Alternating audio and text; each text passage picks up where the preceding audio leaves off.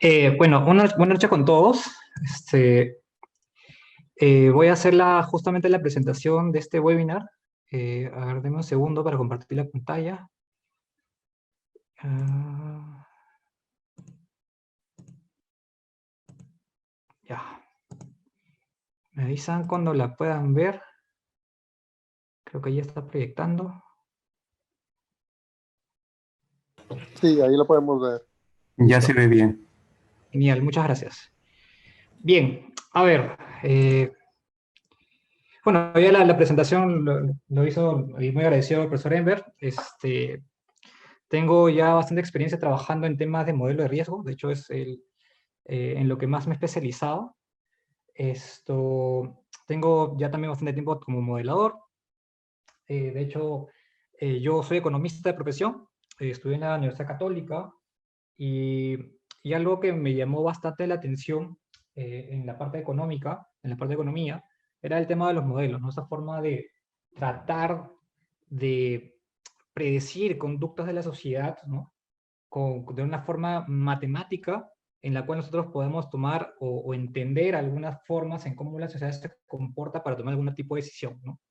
Esta pasión me llevó mucho al tema de la estadística y me llevó justamente a la maestría en estadística en la Católica, en la cual pude culminar.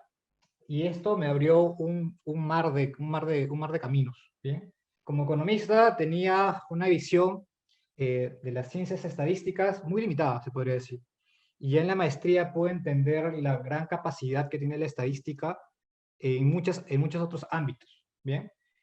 Y este entendimiento me llevó a querer buscar más o querer aprender más sobre cómo la estadística, y hoy en día lo que llamamos la ciencia de datos, nos ayuda para tomar decisiones no solo en los ámbitos de investigación, no solo en los ámbitos de disciplinas como la biología y otras ciencias, sino también en las empresas, ¿bien?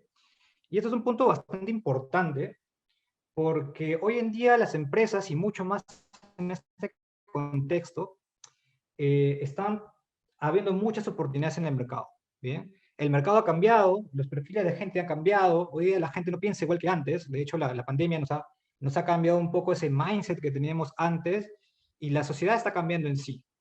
Y la única forma que las empresas puedan eh, tener una oportunidad o ganar una ventaja con respecto a la competencia es entender a este nuevo mercado. Y la mejor forma de entender al mercado es en base a datos. ¿Bien?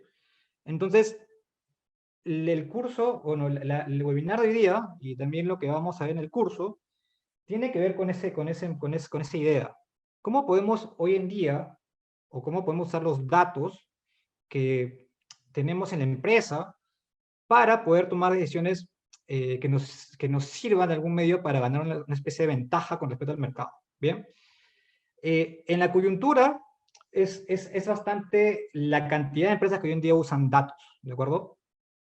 Son muchas empresas que usan datos, pero mucho más afuera. De hecho, en Latinoamérica no es mucho o no hay todavía tan desarrollado el tema del uso de la ciencia de datos en la toma de decisiones. Posiblemente hoy en día los bancos o los sistemas financieros sean los que más jugo le sacan a la data para poder tomar decisiones, ¿no? Decisiones sobre el riesgo crediticio, decisiones sobre algún tipo de proyección que pueda haber en la economía, alguna eventualidad que pueda pasar. Y ellos tienen desarrollado una gran gama de modelos de diversidad de problemas de negocio que puedan tener, que tienen en sí. Y con esa información es lo que logran hoy en día posicionarse en el mercado, ¿no? Hoy en día un banco que no tiene datos o un banco que no sabe lo que va a pasar es un banco que está perdido. De hecho, la utilidad que generan los bancos es justamente en su capacidad de poder vislumbrar la información que le brinda la sociedad, ¿no? Y cuando lo veamos más a fondo en este webinar de hoy día, vamos a entender que justamente los bancos existen, o los sistemas financieros, el sistema financiero o las entidades financieras existen porque existe un problema de información en el mercado. Hay una falla de mercado que es la ausencia de información con respecto a un tipo de cliente que no sabemos si es un buen o un mal pagador, y esa ausencia de información hace la necesidad de que haya una entidad que pueda recopilar esa información y que de alguna forma pueda predecir confiablemente si este cliente va a ser un buen o un mal pagador, ¿no? Porque si no existiera esta entidad y fueran los mismos agentes del mercado que tienen un excedente de dinero, estos agentes del mercado que tienen un déficit de dinero o que necesitan dinero, interactuaran entre sí sin un mediante en el medio, la falta de información haría que las transacciones sean demasiado costosas y posiblemente el mercado no se dé. Bien, eso lo vamos a ver un poco más adelante. Bien, entonces con esa introducción vamos a empezar un poco el webinar de hoy día. Vamos a hablar un poco de por qué hoy hablamos de ciencia de datos, ¿no? ¿Por qué dejamos de hablar solo de estadística? ¿Qué es la ciencia de datos en sí? De repente el término hoy en día se habla bastante, pero algunos no lo pueden conocer. Bien, vamos a hablar un poco, después de entender el concepto, vamos a hablar un poco de las aplicaciones en ciencia de datos. Vamos a hablar de un concepto de lead scoring, bastante usado en temas de marketing analytics. Luego vamos a hablar un poco de credit scoring, que es justamente lo que les mencionaba, el tema de la banca, el tema del riesgo, cómo los bancos miden el riesgo. Vamos a hablar luego ya como solución analítica, el ciclo de vida de un modelo. Los modelos no duran para siempre, los creamos con un cierto nivel de vida, va a tener un tiempo de vida. ¿Por qué va a tener un tiempo de vida? Porque obviamente la sociedad cambia, el mercado nunca es estático, el mercado siempre está innovándose, la competencia está diseñando nuevos productos, nuevos mercados, y la gente misma va cambiando, ¿no? Las generaciones van teniendo otras necesidades, van viendo otra forma del mundo, y por ende el mercado se adapta a la nueva necesidad. Entonces los modelos, por ello, tienen que ser también cambiados, ¿no? Porque los modelos finalmente lo que van a tratar de hacer, o en el fondo lo que hacen es tratar de entender los patrones que se están dando en la sociedad, en el mercado, y con eso poder hacer un tipo de predicción o alguna idea de la información que podamos rescatar justamente del mercado y ganar algo de información y luego generar valor de ello. Bien, y como parte final, vamos a hablar conceptualmente de cada etapa de cada etapa del modelamiento. De hecho, es un proceso bastante extenso. Puede ser por ahí decir que es bastante complicado. De hecho, una frase que me llama bastante la atención y también me gusta bastante repetirla es que modelar es un arte. Bien, así como nosotros pintamos, así como nosotros bailamos, cada uno tiene un estilo de modelar. Modelar es un arte y cada uno tiene un criterio de cómo modelar. Pero si fuera así tan subjetivo, de hecho tendríamos modelos muy diversos y tendríamos ideas muy diferentes, lo cual no podríamos llegar a una sola edición. Y es por eso que realmente los modelos se van a regir en base a unos parámetros que lo va a definir tanto la estadística como el negocio, ¿bien? Y no puedes vivir solo la estadística del negocio, ¿bien? Y también lo vas a aprender bastante el curso. Muchos de formación estadística entendemos bastante de qué es tener un buen modelo, qué es tener variables significativas, qué es tener un buen ajuste, ¿no? Pero en la realidad o en la aplicación misma, un buen modelo no necesariamente tiene que ser el mejor, ¿bien? ¿Por qué? Porque el buen modelo finalmente es el que termina siendo implementado y usado, y para que finalmente termine siendo implementado y usado, tiene que ser entendido por el negocio. Posiblemente el negocio y el modelador no siempre van a estar ligados a una sola persona. Pueden ser áreas distintas, personas distintas. Una persona de negocio es alguien que conoce muy bien el mercado, instinto, tiene ese feeling para entender las cosas que están pasando en el mercado. Y un modelador o un científico de datos tiene más el feeling de entender la data, ¿bien? El mejor modelador, el mejor científico de datos va a ser el que tenga todas las habilidades disponibles, pero eso es como algo utópico, eso se puede decir. De hecho, bastante se habla del unicornio, ¿no? ¿Por qué el unicornio? Porque es este ser místico que puede realmente entender también el mercado, entender también la estadística y entender bien algo que vamos a ver como programación o la parte de codear códigos para hacer que los procesos sean mucho más rápidos, ¿bien? Y eso hace que realmente existan bastantes agentes dentro de la construcción de un modelo, y los más importantes podrá ser el modelador y el agente de negocio que realmente entiendan el mercado y pueda hacer un modelo que sea utilizado y realmente sea rentable, ¿de acuerdo? Modelos que se hacen sin la ayuda del negocio pueden simplemente siendo una buena herramienta que finalmente no se termina usando. Entonces es bastante importante esa interacción, ¿de acuerdo? Entonces, hablemos un poco de ciencia de datos. ¿Qué está pasando? ¿Qué pasó? La tecnología evolucionó. Bien, muchos recordarán tal vez que antes hablábamos de disquetes que eran del tamaño de mi cabeza, que eran absolutamente enormes y que realmente no almacenaban mucha información, pero en ese entonces esa información era bastante, ¿no?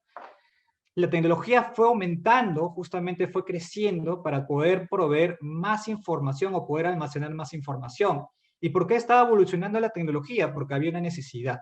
¿Y cuál era la necesidad? Que las empresas comenzaban a generar grandes cantidades de datos y se comenzaron a dar cuenta que esa información que generaban tenía una utilidad. ¿Bien? Pero en un inicio, esa utilidad la veían de un lado descriptivo. Decían, ok, me pasó un problema, tuve un problema, tuve un bajón en las ventas y analizo los datos para ver qué pasó. Bien, entonces ahí comenzaba como que usar las empresas comenzaban a usar la información para tratar de averiguar el problema que pasó. Muy pronto, y también con la ayuda de las herramientas estadísticas, esta evolución nos llevó a pensar, ¿y qué pasa si usamos la información no para ver lo que pasó antes, sino para ver lo que pasará después? Porque eso obviamente me da una ventaja. Si yo ya sé lo que va a pasar después, obviamente puedo tomar decisiones hoy para que no me pase eso después. Entonces las empresas comenzaron a darse cuenta que esta información era bastante útil y la necesidad de almacenar más información llevó a la tecnología a que justamente creciera para darle más información a las empresas. Bien, entonces acá vemos cómo pasamos de disquete al CD, luego pasamos a los USBs, luego pasamos a los discos portátiles, y hoy hablamos de algo que se llama la nube, ¿no? Que esos son esos entornos virtuales donde podemos usar máquinas de mucha potencia, podemos usar máquinas de mucho almacenamiento. Bien, vamos a hablar un poco más adelante de eso. No solo incrementaba la necesidad de las empresas por información, sino esta necesidad por la información comenzó a llevarlas a entender otro tipo de clases de información. Bien, comenzaron a darse cuenta que posiblemente usando la información que se daba en Facebook, en las redes sociales, en Twitter, en LinkedIn, podían tener algo que les permitiera tener alguna idea de lo que pasaba en el mercado. Entonces las empresas comenzaron a indagar o a comenzar a mapear estas fuentes de información que ya rompían un poco los esquemas que hasta ese momento se veían, ¿de acuerdo? Entonces, la necesidad de información de las empresas y justamente encontrar este gran boom de información de las redes sociales, que hoy en día no hay alguien, no hay una persona posiblemente que no tenga una red social, por lo menos debe tener una, ¿bien? Entonces hay gran cantidad de información que dijeron, hay que usar esa información. Y eso va a conllevar también que por la parte de las matemáticas, por la parte de la estadística, también evolucione a otro tipo de algoritmos que les permitan usar esa información. Porque hoy en día, en ese momento, perdón, la estadística usaba información bastante tradicional, bien, bastante esquematizada, se podría decir. Pero cuando comenzaron a mapear otras fuentes de información, posiblemente ya no hablábamos de números, hablábamos de audios, hablábamos de fotografías, hablábamos de imágenes de calor. Entonces, cuando comenzaron a darse cuenta que esa información también era válida y que posiblemente los algoritmos tradicionales no funcionaban, se comenzaron a indagar con otro tipo de esquema de información, otro tipo de algoritmo que permita justamente mapear esa información y poderla trabajar, ¿de acuerdo? Entonces, la evolución no solo se da en el almacenamiento, sino también se da en las nuevas fuentes de información que se comienzan a generar. Bien, entonces, en este crecimiento, esta evolución, también se lleva a una nueva forma de procesar la información. Bien, hoy en día no es como antes, que antes tranquilamente uno podía hacer sus trabajos en una computadora, cuando recién comenzaban a salir. Hoy en día, luego pasaron a ser computadoras muy grandes, sofisticadas, de gran capacidad de información, de gran capacidad de RAM, las super top computadoras, máquinas que podían ocupar todo un salón, ¿de acuerdo? Hoy en día lo que se usa ya no es una máquina súper inmensa, sino han evolucionado a qué pasa si tenemos varios procesadores de media gama, y las conectamos entre sí. Bien, ese sistema, ese lago de computadoras de media gama, que puedes tener muchas, finalmente se va a llevar a lo que vamos a llamar como data lake, bien, un entorno que donde tenemos varios procesadores, varias computadoras que finalmente van a almacenar información. Entonces la forma hoy en día de trabajar la información es de esa manera, tenemos muchos procesadores, y ahora se piensa en cómo trabajamos esa información, si ya no la tenemos en una computadora, si no la tenemos repartidas en varias computadoras, y los software comienzan a evolucionar para darnos nuevos softwares que hoy en día trabajan de manera paralelizada. ¿Qué es trabajar de manera paralelizada? Es mando una secuencia a esta computadora, mando otra secuencia a esta otra computadora, mando otra secuencia a esta computadora, y a un proceso que me podía demorar días, hoy en día lo puedo hacer en minutos, dado que muchas computadoras están corriendo procesos diferentes en base a una tarea que me podía demorar mucho si es que solo lo hacía con una computadora. ¿De acuerdo? Entonces, se dan cuenta esta evolución que ha habido en la información, y algo que no se podía quedar atrás, si es que está evolucionando las fuentes de almacenamiento, están evolucionando las nuevas fuentes de información, también evolucionan los perfiles profesionales. Los profesionales posiblemente pasaron de ser estadísticos a entender un poco más a cómo tratar estas nuevas fuentes de información. Y al tratar de entender cómo tratar estas nuevas fuentes de información, que cada vez eran mucho más grandes, cada vez eran mucho más difíciles de tratar, eran mucho más difíciles de, de poder extraerlas, entonces ellos tuvieron que aprender a manejar estos nuevos softwares, estos nuevos softwares justamente para poder tratar esta información. ¿No? Entonces el estadístico tradicional comenzó a entender otras ciencias como las ciencias de la computación, algo que le permita poder trabajar esa gran cantidad de información, ¿de acuerdo? Se comenzaron a volver más programadores porque los procesos eran procesos muy cotidianos que posiblemente se podían automatizar, eran grandes fuentes de información que de alguna forma tenían que limpiar, tenían que verificar que la información sea correcta, tenían que hacer modelos, y los modelos no vas a hacer un modelo de 1 millón de variables o de miles de variables, sino tenían que llegar a un modelo con una parsimonia, un número de variables ideal. Entonces tenían que saber cómo limpiar o cómo lidiar con tanta información. Entonces tuvieron que aprender otras ciencias. Bien, y por último, se dieron cuenta de que como el negocio finalmente es el que dirige, el negocio es el que toma la decisión, el negocio es el que tiene el problema, el negocio es el que tiene el problema, el mercado ese es el problema, la incertidumbre del mercado es el problema, también tuvieron que aprender más sobre el negocio. Bien, entonces esta conjunción de estos tres grandes círculos, del área de la matemática, la estadística, del área de la computación y del área del negocio, finalmente se fusionan en un solo perfil que hoy en día lo llamamos el científico de datos, ¿no? Hoy en día lo llamamos científico de datos a esta persona que de alguna forma trata de estar en el centro de esos tres círculos, ¿bien? Y de alguna forma lo digo porque, como lo dije al inicio, es bastante complicado ser una persona bastante equilibrada en esos tres círculos. Generalmente vamos a encontrar científicos de datos que tienen un perfil, no científicos de datos que vienen de la estadística, científicos de datos que vienen del mismo negocio y luego comenzaron a entender un poco la estadística, a entender un poco las ciencias computacionales, y también muchos científicos de datos que vienen del área de las ciencias computacionales y comenzaron a entender un poco más las estadísticas y también el negocio, ¿de acuerdo? Entonces vamos a tener esos tres perfiles bastante dispersos en un científico de datos. Bien, ¿por qué la estadística? ¿Qué pasa con la estadística? La estadística es una ciencia que ayuda muchísimo a otras ciencias. De hecho, acá he puesto 4 grandes círculos, pero de hecho hay muchos más. Bien, por ejemplo, la estadística ayudó mucho a la economía. De hecho, esa interacción entre la estadística y la economía hoy se llama econometría, que le ayuda bastante a entender los procesos sociales que ocurren en una sociedad, ¿no? Cómo los consumidores, las empresas toman decisiones en un mercado de equilibrio general. Cómo algunas decisiones del gobierno, del Estado, como un agente más en todo este mercado, influye en estas decisiones. Bien, entonces la estadística y la economía comenzaron a fusionarse y comenzaron a ejercer la econometría. La estadística y la biología, la bioestadística, ¿no? Algunos procesos de entender cómo se genera o cómo crecen posiblemente la vida, las bacterias, hacer muestreos de alguna población de animales y muchas cosas más en tema de biología y estadística.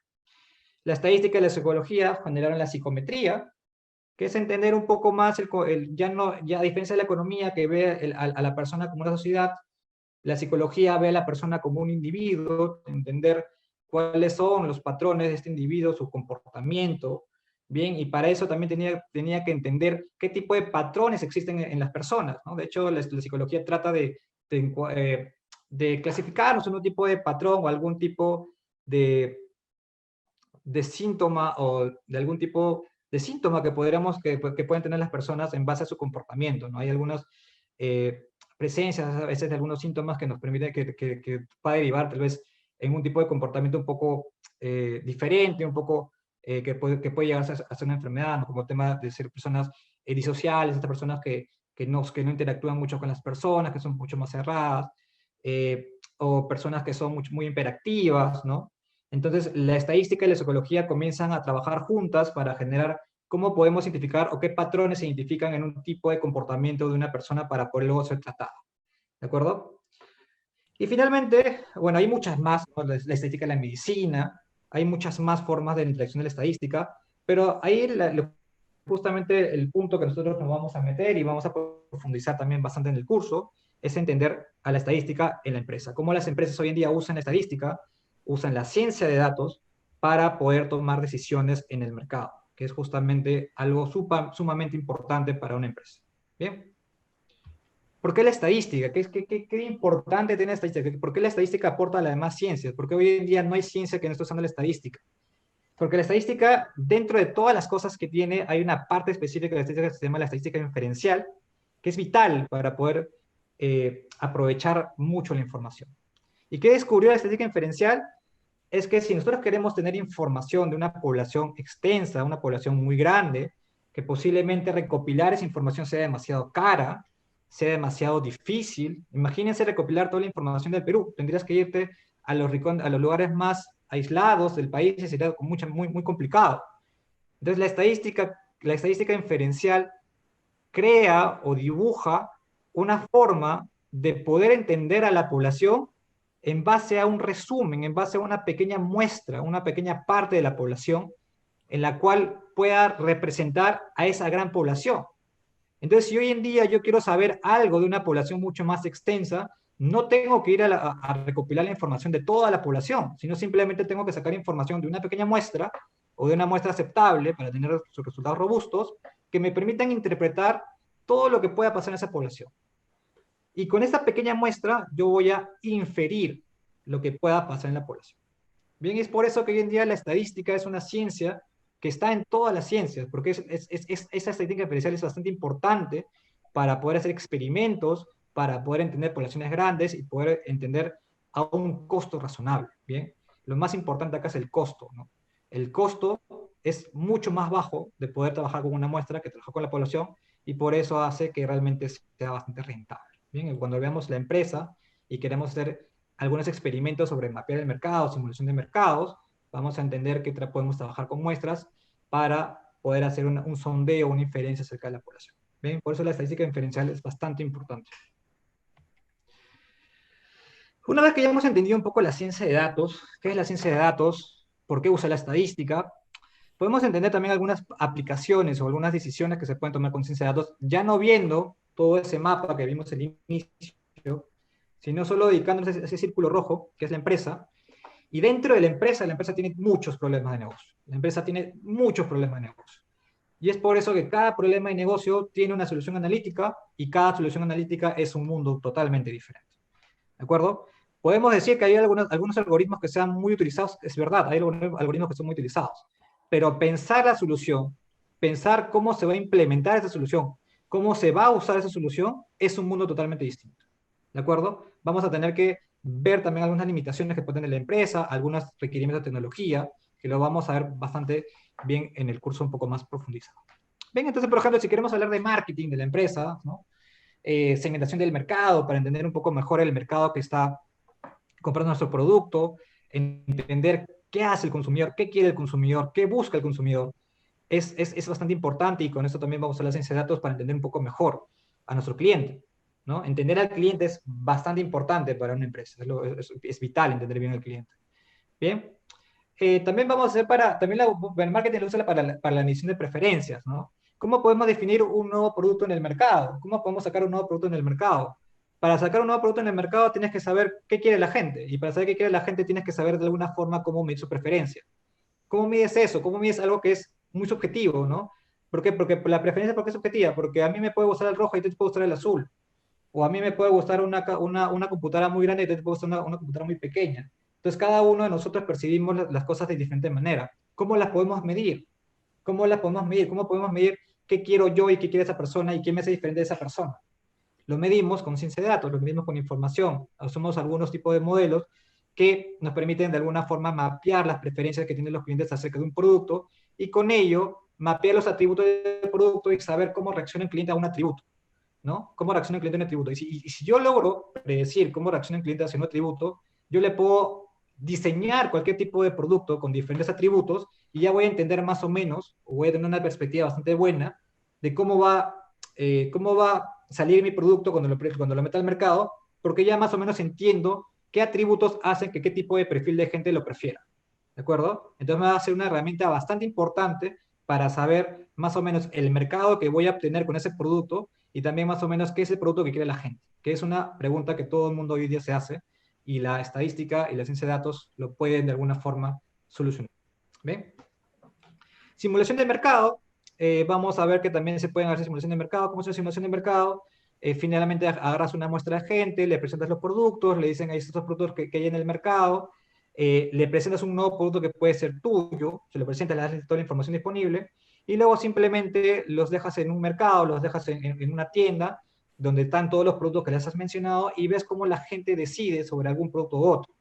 Ves si la gente decide tu producto o decide otro producto, y con esa simulación de mercado, con esa muestra controlada, puedes tener alguna idea de cómo el mercado, si es que es una buena muestra representativa de la población, va a decidir por qué tipo de producto comprar cuando tú ingresas el nuevo producto que le acabas de presentar. Bien, hay algunos supuestos detrás de ello, obviamente, de que la información que le des al cliente sea bien recibida, de que entienda bastante la diferencia entre el nuevo producto que vas a sacar y los productos que existen hoy en el mercado. Bien, y con eso puedes tener alguna representación de lo que la gente podría hacer cuando tú lances tu producto. Bien. Y la publicidad, ¿no? ¿Cuánto invertir en publicidad? La publicidad realmente me incrementa las ventas. ¿Cuánto me incrementa las ventas? ¿A quién le tengo que priorizar un tipo de publicidad? ¿O cómo puedo diferenciar la publicidad entre diferentes masas? Bien, entonces la publicidad también es un eje bastante importante en tratar de vender un producto. Es bastante importante en justamente incrementar las ventas de una empresa. Bien, entonces esa es la parte de marketing. También lo podemos ver para el tema de las ventas, ¿ok? En tema de las ventas podemos ver el tema de la propensión de compra. ¿De acuerdo? Que la propensión de compra es cuál es la probabilidad de que un cliente me termine comprando mi producto. ¿Cómo calcular esa probabilidad? ¿Cómo podemos calcular esa probabilidad? ¿Qué tipo de perfil de gente tiene mayor probabilidad de comprar mi producto? ¿Qué tipo de clientes tienen menor probabilidad de comprar el producto? ¿Por qué es importante eso? Vamos a ver que en un caso particular, de hecho es un ejemplo, de hecho este modelo de propensión se usa en muchos lados, pero un ejemplo bastante claro y didáctico es el tema de telemarketing. Vamos a verlo un poco más adelante, por qué es importante esto, ¿bien? El tema de retención de clientes también es bastante importante. De hecho, en las empresas de telecomunicaciones es el modelo vital. Hoy el mercado de telecomunicaciones está copado, no hay alguien que no tenga un celular. Hoy el mercado no es quién gana un nuevo celular, quién vende un nuevo celular. El mercado hoy en día, quién le quita el cliente al otro. Bien, y va a haber una probabilidad asociada justamente a esa retención de los clientes, ¿no? Y vas a tener justamente políticas de empresa que te permitan robarle al cliente a la otra empresa, o políticas de la empresa que te digan cómo retener los clientes dentro de tu empresa. Bien, eso se va a entender como el churn. Eso es bastante importante el tema de telecomunicaciones. El tema de finanzas. ¿Cómo priorizamos las cuentas por cobrar? ¿No? ¿Qué significa eso? La gente que debe dinero no siempre son iguales, ¿no? Por ejemplo, está el olvidadizo, ¿no? El que tenía que pagar un 30 de cada mes y se olvidó y te pagó el primero del siguiente mes. Es diferente de un cliente que no te ha pagado durante un mes, o un cliente que no te ha pagado durante 3 meses, o un cliente que no te ha pagado durante 6 meses.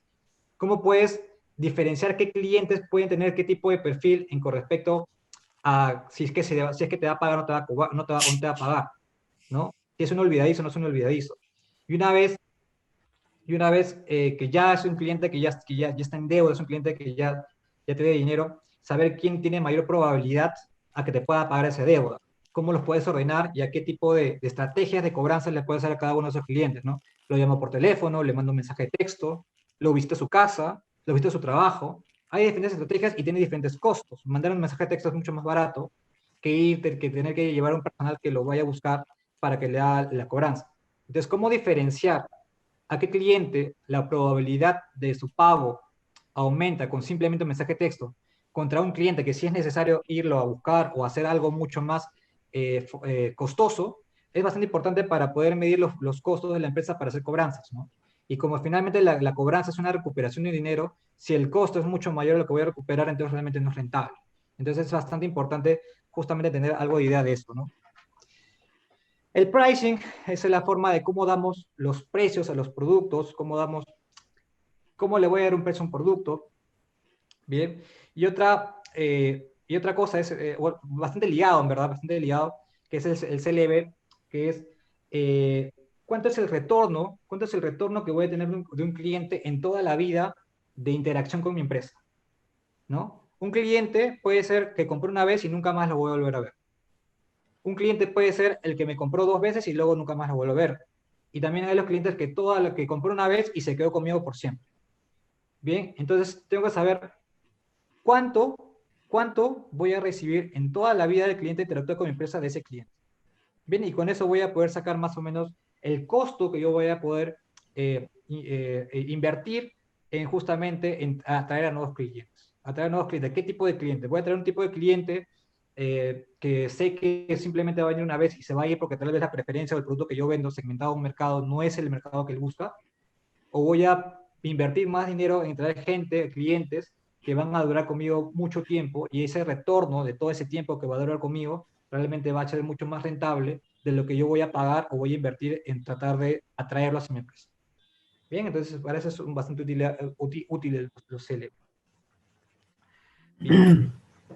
Luego también tenemos un poco el tema de la retención de empleados, vamos a ver un poco de los perfiles de los empleados, qué tipo de perfil es un perfil más golondrino, el que entra en la empresa y luego inmediatamente se va, cuáles son los empleados que realmente quieren hacer línea de carrera conmigo, eso también es bastante importante en una empresa. Y finalmente, un punto bastante importante es el tema de las operaciones, ¿no? El tema de la optimización de la oferta y la demanda. Si tenemos una empresa que quiere más o menos abarcar un porcentaje del market share del mercado, va a tener que más o menos optimizar cuál va a ser la oferta ideal que va a tratar de darle al mercado, justamente que define el precio que va a tener finalmente en el mercado. Entonces acá vamos a hablar bastante de modelos de optimización.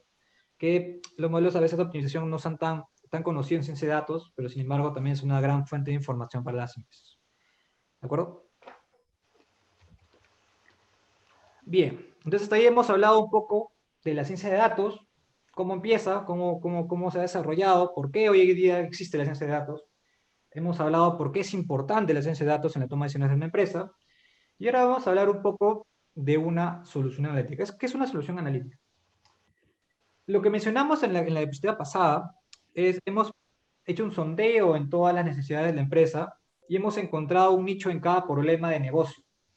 Bien, entonces toda solución analítica que hemos analizado hasta ahora, conceptualmente, han partido porque existe una necesidad de un problema de negocio. Entonces todo empieza siempre por un problema del negocio. La pregunta es, ¿cómo lo solucionamos? Antiguamente, antes de que las empresas se dieran cuenta de que los datos eran útiles, los problemas de negocio se solucionaban como un tema subjetivo, un tema bastante llamado con la experiencia, el feeling que tiene la persona de negocio con respecto al mercado. De hecho, una película bastante conocida y también me llama bastante, se me viene a la mente cuando hablo de esto, es Moneyball, donde antes en el béisbol se tomaban las decisiones de elegir un jugador en base simplemente a cosas bastante subjetivas, ¿no? Simplemente rechazaron a un jugador porque tenía una mala conducta o porque había tenido un mal comportamiento en su vida matrimonial y tomaban decisiones de esa manera. ¿De acuerdo? Y cuando luego se comienzan a entender los datos y se comienza a tomar decisiones de elección de jugadores por su rendimiento o por lo que se espera que esos jugadores puedan lograr en la temporada, se comenzaron a dar cuenta que realmente la información era bastante importante para tomar decisiones y comenzaron a dejar de lado un poco los temas subjetivos de tomar la experiencia. Bien, entonces el diseño de solución analítica parte de un problema de negocio y lo primero que vamos a tener que buscar cuando entendamos el problema de negocio es ver la información que tenemos disponible para poder responder. Ahora, puede haber la posibilidad de que no haya información, que no haya datos. ¿Y qué pasa si no hay datos? ¿Qué pasa si tengo un problema de negocio y volteo y me doy cuenta que no tengo información, no tengo datos? Entonces te vas por otro camino. Ya no te vas por el camino de seguir con la solución analítica, sino te vas por el camino de una arquitectura de datos. ¿Qué es una arquitectura de datos? Una arquitectura de datos es, tengo información, o sea, la empresa genera información, sí, sí la genera, pero nadie sabe dónde está, nadie la guarda, nadie la estructura, nadie le da un diseño, o le llaman modelamiento también, un modelamiento de tablas. Ah, ok, entonces el problema aquí no es que no hay información, el problema aquí es que hay información, pero no está estructurada y no está modelada en una tabla que yo simplemente la pueda luego llamar para hacer un tipo de solución analítica. Entonces volteo y comienzo a hacer un diseño de arquitectura de datos, un diseño de modelamiento de datos, para finalmente poder ingestar esa información luego en una solución analítica. La segunda pregunta es, no hay información, pero estás generando información, sí, la puedes guardar. Ok. la información que genera no es suficiente porque recién está entrando al mercado. Entonces puedes buscar información en otras fuentes. Pues hay algunas empresas que justamente nacen por la necesidad de información, que finalmente gestionan esa información, venden la información para algunas empresas que no la tienen o simplemente la necesitan para mejorar los modelos que ya tienen. ¿Bien? Entonces otra solución a la falta de información es también comprarla, ir al mercado de datos, mercado de información y comprarla. También tenemos la información de las entidades del Estado, tenemos la información del INEI, en este caso de Perú, tenemos la información de los ministerios, del Banco Central de Reserva, hay bastante información que también pueden ser útiles, ¿de acuerdo? Entonces, si ya tengo el problema de negocio y sé que existen datos, luego la pregunta que viene es, ¿cómo hago que esos datos me den algún tipo de información de valor? ¿Cómo transformo los datos en información y cómo esa información lo transformo en valor? Y esto es bastante importante, ¿de acuerdo? Porque en las empresas, como ustedes bien saben, las empresas lo que buscan, ¿qué es? Es dinero, es ganancia, es rentabilidad. ¿Bien? Entonces, cuando entendamos la necesidad de la empresa o la necesidad del negocio de generar más ganancias, generar más dinero, las mediciones de resultados generalmente se deciden por cuánto dinero vas a gestionar, cuánto dinero vas a ganar, cuánto dinero le voy a sacar a la información que me estás dando, cuánto dinero le voy a sacar a la solución analítica que me estás dando. ¿De acuerdo? Ahí a veces no va a importar mucho que le digas, oye, tengo un modelo de un Gini menos, un modelo de un Gini más. ¿Bien? Le debe importar de dinero y cuánto eso me cuesta, o cuánto eso es en dinero, cuánto realmente estoy perdiendo por un modelo u otro. Bien, entonces vamos a cambiar un poco el lenguaje estadístico, para hablar un poco más el lenguaje de la gente de negocio. ¿Por qué es importante eso? Porque los modelos en el contorno de una aplicación, en el contorno de una data real, no la vendes a veces no la vendes simplemente por una buena estimación, sino también la debes vender por una buena rentabilidad, ¿no? ¿Cuánta rentabilidad está dando la empresa por ese modelo que estás gestionando? Y con ello hablar el mismo idioma de la gente de negocio. ¿Ven? Entonces, una vez que sabes cuánto vale la información, que has podido generar valor de la información, simplemente tomas la decisión de negocio. Bien, toma la decisión de negocio al problema de negocio que te puse al inicio. Si hacemos un poco de zoom a esto, podemos hablar de nuevo, tenemos el problema de negocio. Lo siguiente que vamos a pensar es, ¿cómo solucionamos ese problema de negocio con la data? Bien, posiblemente pensemos que existe una variable objetivo detrás de ese problema de negocio. Por ejemplo, si hablamos del tema de probabilidad de comprar un producto, posiblemente la variable objetivo que busque en una base de datos tenga que ver con una decisión de comprar o no comprar el producto acerca de los clientes. Entonces, mi variable objetiva va a tener que estar relacionado a la compra del producto. ¿De acuerdo? Y es bastante importante primero mapear esta variable objetivo, porque esta variable objetivo va a ser tu brújula. ¿Bien? Si no mapeas bien tu variable objetivo y no mapeas bien tu problema de negocio, o sea, que es tu brújula, y comienzas a desarrollar todo el proceso que viene después, que es el diseño de una solución analítica y la herramienta analítica, simplemente vas a ver que vas a comenzar a dar vueltas por todos lados, no vas a saber a dónde ir. Te vas a perder dentro del proceso. Porque va a haber muchas decisiones que van a tener que ver justamente con el problema inicial, que es el problema de negocio, y van a haber decisiones que van a tener justamente con tu valor objetivo. Entonces, si realmente no están bien definidos, si realmente no están bien consensuados, al momento que tú hagas tu modelo, puede ser el mejor modelo del mundo, pero simplemente no le va a tener al problema de negocio. Y tú lo que realmente quieres solucionar es el problema de negocio. Entonces, es bastante importante que entendamos que si cuando queremos hacer una solución analítica o queremos hacer un modelo para solucionar un problema, tenemos que entender el problema en sí y tenemos que entender qué variable recoge ese problema. ¿Bien? Que van a ser nuestra brújula en este camino, en este navegar, en este océano de datos, para finalmente llegar a la solución. ¿De acuerdo? Entonces, después de definir la solución, el problema de negocio y la elección del objetivo, va a venir lo que vamos a llamar el diseño de la implementación. El diseño de la implementación. ¿Qué es el diseño de la implementación? ¿Qué es la implementación? La implementación es pensar cómo tu modelo se va a aplicar en la vida real. Bien, el modelo no acaba cuando tienes tus variables significativas, cuando tienes tu R cuadrado alto, tu ajuste alto, sino el modelo va a continuar después de eso y se va a implementar, se va a poner en la vida real, va a funcionar en la vida real. Y la pregunta es, ¿cómo va a funcionar en la vida real? ¿Cómo se va a usar ese modelo? ¿Qué es lo que se va, o sea, cómo se va a correr el modelo? Si voy a generar una probabilidad, ¿a quién le voy a generar una probabilidad? ¿A quién le voy a dar esa probabilidad? ¿Cómo el negocio va a hacer esa probabilidad? Entonces, el diseño y la implementación es saber exactamente cómo se va a usar ese modelo en la gestión. ahorita puede quedar un poco vacía la explicación, y la vamos a entender un poco más claro cuando vemos un caso bien interesante con respecto al telemarketing. Bien, y una vez que sabemos cómo se va a implementar el modelo, vamos a pasar justamente a la herramienta analítica, que puede ser un modelo, puede ser otro tipo de soluciones analíticas, que básicamente es la última fase de todo este proceso. ¿Por qué? Porque también también el diseño y la implementación va a ser importante para la selección de variables. Porque si no sabemos cómo se implementa el modelo, pueden haber variables que al momento que mi modelo va a comenzar a funcionar no estén disponibles. Y posiblemente en la data que yo utilicé para hacer este modelo, en la data que tenía disponible para hacer este modelo, sí les contaba. Porque hoy, cuando nosotros generamos un modelo, generamos una herramienta analítica, agarramos data del pasado para predecir el futuro. Pero como agarramos data del pasado, hay información, hay información que está disponible, pero que posiblemente cuando yo quiera usar ese modelo, no necesariamente lo va a estar. Bien, vamos a entenderlo un poco mejor cuando vemos el caso de telemarketing, pero básicamente este es el esquema que uno debe seguir para poder hacer un modelo que sea robusto. La herramienta analítica, finalmente, al final vamos a ver qué es lo que necesitamos hacer para que un modelo sea robusto, y también para que sea utilizado, para que sea útil el modelo. Recordemos, no podemos desligar dos mundos diferentes, el modelar y el negocio. Van juntos, van de la mano. Entonces, si tenemos un buen modelo y nos desligamos del negocio, no va a ser un modelo utilizado. Ni siquiera se va a poder utilizar posiblemente. Tienen que ir siempre de la mano. ¿De acuerdo? Lo que está arriba, eso de datos y el área histórica, es lo que mencionamos en la diapositiva pasada. ¿Qué pasa si no tenemos data?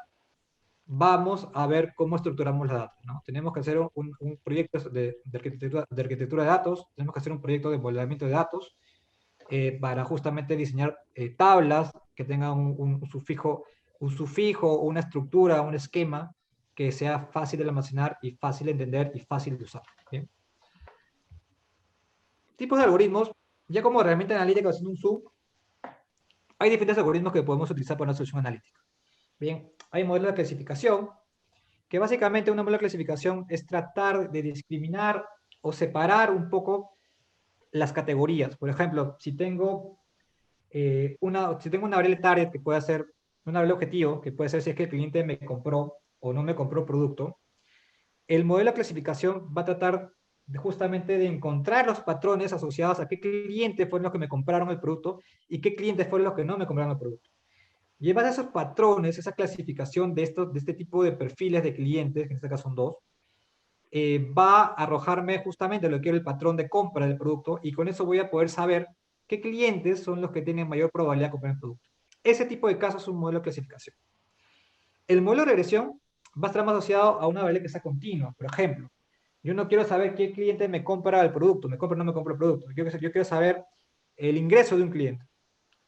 Entonces, como el ingreso de un cliente no se tiene que ver con una clasificación, no tiene que ver con un perfil de cliente, no tiene que ver con un perfil de compra o no compra, como en el caso pasado, sino básicamente tiene que ver con una variable que mide el poder adquisitivo de un cliente.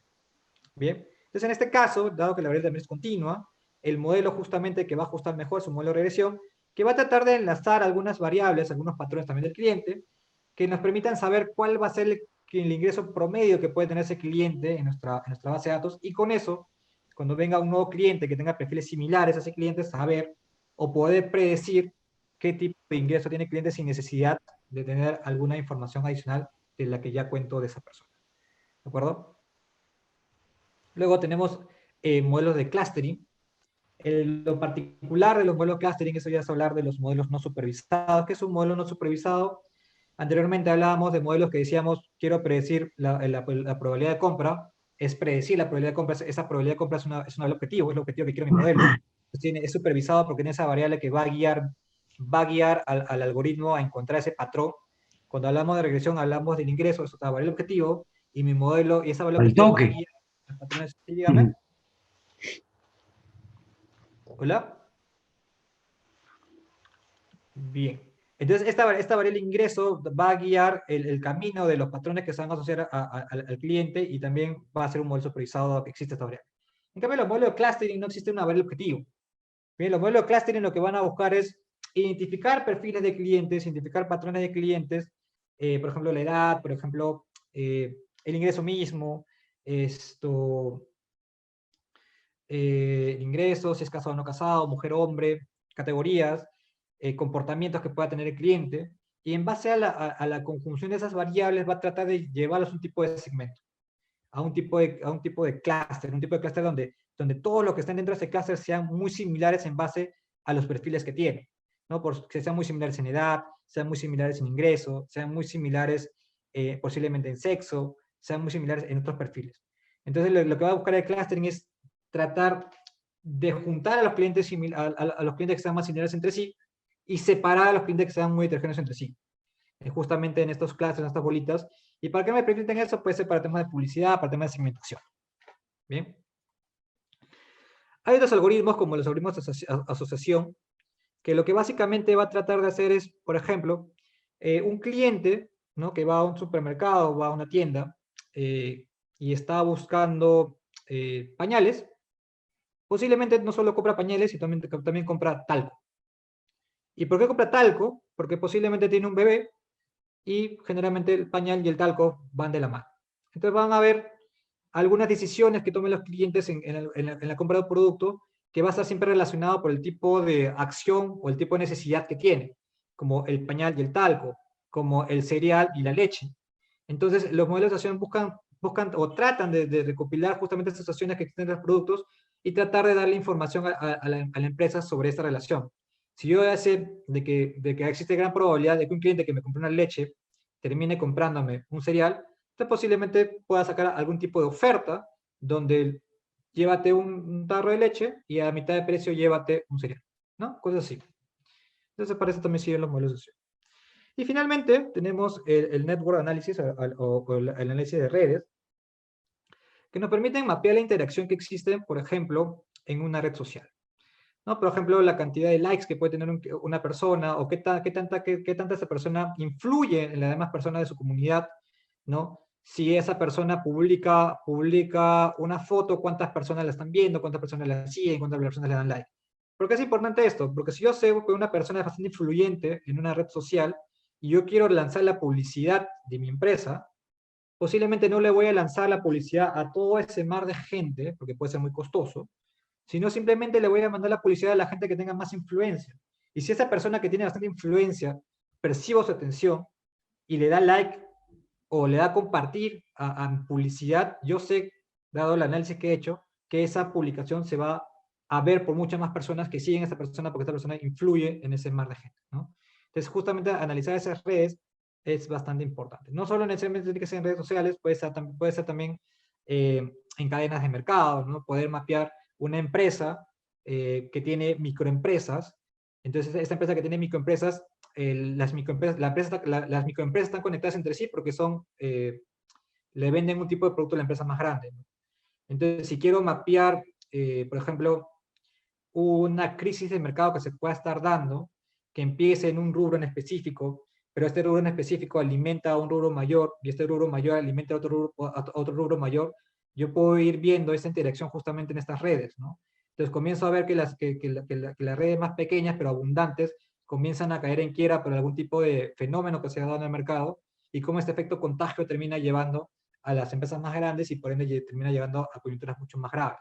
Entonces eso también puede servir este tipo de análisis. También para el tema de transacciones, ¿de acuerdo? Entonces, básicamente, estos son algunos tipos de algoritmos, hay muchos más. Estos son los más representativos. Por ejemplo, también está el de optimización, me lo he puesto aquí. Y básicamente es eso. Bien, lead scoring. Vamos a hablar un poco, ya hemos hablado qué es la ciencia de datos, dónde está la ciencia de datos el día de hoy. Hemos hablado de cómo podemos usar la ciencia de datos para hacer soluciones de negocio. Y ahora hablemos un poco de las aplicaciones de ciencia de datos. Bien, vamos a hablar un poco de lead scoring. Primero, vamos a meternos un poco al mundo de marketing analytics, que básicamente trata de entender al consumidor. Es bastante importante para el marketing analytics entender al consumidor, entender sus necesidades, conocerlo. Bien, y al conocerlo o al fitearlo muy bien al consumidor, yo voy a poder diseñar productos o servicios que realmente ajusten a ese cliente. Bien, entonces voy a poder garantizar el éxito de mi empresa o el éxito de mi producto porque realmente me tomé el trabajo de entender los datos y con esos datos entender realmente lo que quiere mi cliente. Bien, y no solo a una escala muy promedio, sino realmente entenderlo a una escala tan particular de que el cliente realmente sienta esa conexión con la empresa. ¿De acuerdo? ¿Cómo atendemos al consumidor? ¿Qué piensa el consumidor? ¿Qué busca el consumidor? El consumidor está buscando comprar un producto, ¿no? Está pensando, ¿compro o no compro ese producto? Está pensando, está viendo qué le gusta del producto, qué atributos tiene ese producto, ¿no? Le llama la atención, de repente es muy caro, de repente es muy caro para los atributos que tiene. Entonces, entender las preferencias del consumidor acerca de un producto y entender la incidencia de compra es bastante importante para saber cómo diseñar nuestros productos y cómo hacer que nuestros productos sean mucho más eh, llamativos para los consumidores, ¿de acuerdo? Y tener por ello mayor probabilidad de compra. Luego, ¿qué comprar? ¿No? Consideración de la marca, consideración de algunos atributos, ¿no? ¿Qué comprar? ¿Compro esta marca? ¿Compro esta otra marca? Eso también es lo que está pensando el consumidor. ¿Compro algo que sea grande? ¿Compro una computadora que tenga bastante espacio? ¿No? Entonces, eso también se está pensando el consumidor.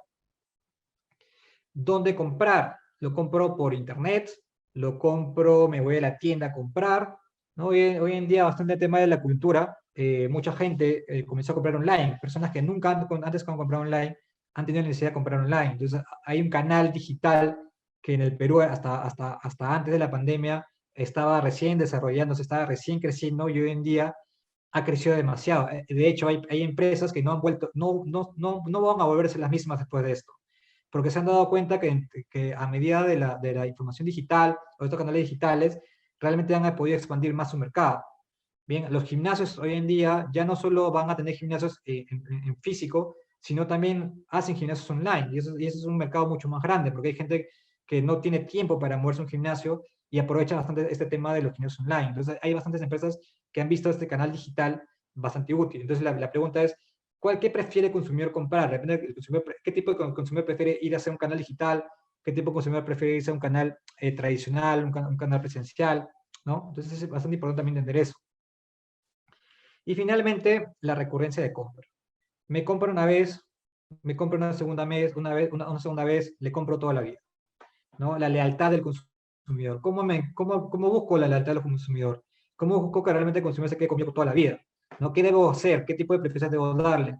¿Qué tipo de premios debo darle? ¿Qué tipo de incentivos debo darle? ¿Cuánto tengo que invertir en incentivos para que ese cliente se vaya? ¿Realmente ese cliente vale la pena? ¿Realmente ese cliente en su vida, en toda su vida que tenga, me va a devolver la rentabilidad que yo voy a gastar para que ese cliente siga siendo leal a mí? Estas son preguntas que realmente son importantes porque todo eso me da una rentabilidad acerca de mantener o no mantener un cliente. Bien, y eso también tiene que ver mucho con con la segmentación que tiene la empresa con respecto al cliente, el tipo de cliente que quiere llegar. Entonces, estos cuatro ejes son simplemente algunos ejes bastante generales de algunos problemas de negocio que puede tener la empresa y cada eje es un mundo adicional. Cada eje es un mundo adicional. Hay diferentes algoritmos que nos pueden ayudar a explorar un poco más esa información. Bien. Es un poco el tema de las preferencias, ¿no? Si yo me quiero comprar un carro, lo primero que voy a comenzar a evaluar es las preferencias que tengo del carro, ¿no? Algunos atributos, por ejemplo, la potencia del carro, el espacio que tiene el carro, la seguridad que tiene el carro, el color que tiene el carro. Y cada uno de esos atributos finalmente me va a terminar dando una preferencia sobre ese carro, que tiene un valor. Bien, tiene un valor. Yo valoro ese carro por la preferencia, por los atributos que me da. Entonces, cada atributo me da una valorización, me da una utilidad. Entonces, vamos a hablar de la utilidad que me da el espacio que tiene el carro. Vamos a hablar de la utilidad que me da la potencia que tiene el carro. Vamos a hablar de la utilidad de la seguridad que me da el carro. Y la suma de todas esas utilidades, o la utilidad global, es la utilidad que yo le voy a dar a ese producto. Bien, entonces, si yo como empresa conozco la utilidad que le dan a mis clientes el producto, es mucho más fácil que yo le pueda tener un precio. O es mucho más fácil que yo pueda saber qué tipo de producto le va a preferir los clientes, ¿no? Y eso es bastante importante justamente para aumentar las ventas o para diseñar productos para que entren al mercado. Pero ahora veamos del otro lado, no veamos del lado del producto, sino veamos que quiero entender a mi cliente. Quiero saber, tengo un producto y quiero saber qué tipo de cliente me compra mi producto, qué rango de edad tiene, es leal a mí, es mi cliente, nunca ha comprado antes conmigo, es un no cliente, puede ser un nuevo cliente que lo pueda jalar, qué antigüedad tiene el cliente, ¿no? Qué tan recurrente ha sido, qué nivel de capacidad adquisitiva tiene el cliente, de dónde viene, cuál es su sexo, cuál es su estado civil, tiene hijos. Entonces esa información o ese perfil de cliente, esa información que pueda tener el cliente me va a servir bastante para saber cuál es el tipo de clientes que yo estoy mapeando en mi mercado, ¿no? Y también me va a permitir saber qué características de ese cliente finalmente terminan llevando a una compra de mi producto. Entonces ahí voy a poder saber qué tipo de cliente, qué tipo de perfil de cliente tiene mayor probabilidad de compra. Y eso lo vamos a ver más adelante. Entonces el lead scoring es justamente tener una fuente de clientes de la empresa. Y lo que yo voy a tratar de hacer a esa fuente de clientes es tratar de darle una puntuación. Y esa puntuación me puede decir muchas cosas, pero una de la aplicación puede ser que esa puntuación me dé cuál es la probabilidad de que un cliente me termine comprando el producto. Imagínense que tienen una lista de clientes, digamos que tengan toda la población de Perú, no sé, creo que somos 20, no sé, 25 millones, ejemplo. Y de las 25 millones, imagínense que tienen una lista de esos 25 millones de clientes y tienen la probabilidad de cada uno que te compren tu producto, el que vendes al mercado. ¿Qué tan valioso puede ser eso para una empresa? Sería valiosísimo, porque no perderías tiempo en tratar de venderle a un cliente que la probabilidad es casi cero. Tratarías de venderle lo que tiene mayor probabilidad de venta. Y cuando quieres incrementar tu mercado, irías a los que tienen menos probabilidad, menos probabilidad, menos probabilidad, menos probabilidad, hasta tener un punto de corte en el cual ya no le puedes vender a los clientes de abajo, o tienes que hacer algo adicional, cambiar tu tipo de producto o darle algún incentivo para que los que están más abajo en probabilidad aumenten o cambien su perfil y te sigan comprando tu producto. Entonces el lead scoring trata de eso, tratar de hacer una puntuación, darle una puntuación al cliente que me permita saber cuál es cuál es su intención. En este caso, su intención de compra. ¿De acuerdo? Vamos a hablar de un tema de telemarketing que les venía mencionando hace un tiempo. En el telemarketing, la idea de negocio básicamente trata de que tenemos operadores, ¿no?, que están ahí en una sala y llaman a los clientes, tienen una lista de clientes, llaman a los clientes y simplemente le quieren vender un producto.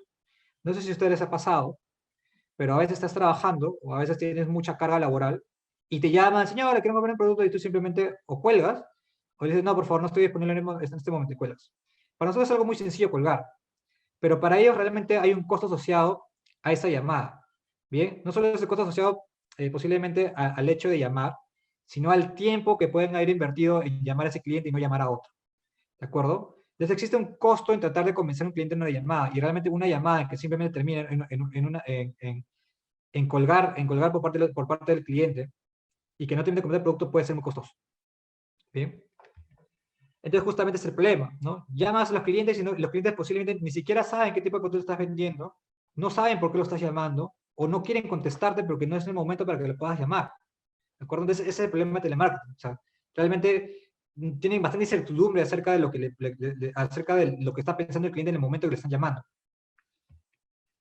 Solución analítica lead scoring, ¿no? Imagínense que a la gente que está en su teléfono, a los operadores que están en su teléfono llamando a gente, le entregas una lista de clientes, pero esta vez no se la entrega simplemente con los números telefónicos a llamar, sino al costado le pones una probabilidad de compra.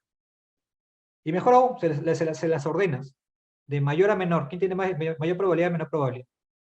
Entonces, obviamente, el operador también tiene una utilidad en base a llamar y ganar un cliente, va a comenzar a llamar a los clientes que tengan mayor probabilidad de compra.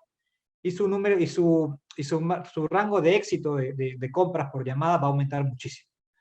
Bien, entonces es una solución analítica a un problema de incertidumbre. ¿Cómo lo hago? Tratar de buscar información que podamos tener los clientes, ¿no? Esa lista de clientes, llenarla con algún tipo de información demográfica, información si es un cliente de nosotros, si nos compró, cuándo nos compró, qué nos compró, sigue comprando, ¿no? Información que pueden ayudar justamente a dar este tipo de predicciones. Entonces la solución analítica justamente son darle a los operadores estas listas, ¿no? Estas listas ordenadas en base a probabilidad para que estos clientes puedan finalmente, para que esos operadores finalmente puedan llamar a clientes y tener mayor probabilidad de compra. Esa es por la parte del modelo. Ahora imagínense, yo como negocio, yo como jefe del área de operaciones, o de operadores, recibo esta lista. Recibo una lista grande de clientes ordenados por probabilidad de compra. ¿Qué hago? Yo posiblemente tenga operadores que sean nuevos, que sean inexpertos. Posiblemente tenga operadores que sean muy expertos y que le puedan vender una zapatilla a cualquier tipo de persona. ¿Bien? Entonces, ¿a qué operadores les daría a qué tipo de clientes les daría a los que tienen más experiencia? Les daría a los que tienen mucha probabilidad de compra a los que simplemente los llamo y me compran porque realmente están buscando ese producto y lo necesitan ya? ¿O les daría tal vez a un tipo de cliente que sea más difícil, pero dado la expertise del operador que tengo, yo sé que le puede asegurar una mayor venta, ¿no? O posiblemente el operador que no tiene experiencia, recién está empezando, lo están capacitando, le podría dar un operador que sea mucho más sencillo de vender. Y con el tiempo, cuando vaya ganando experiencia, le voy dando una lista de clientes con menor probabilidad para que vaya ganando mucho más campo.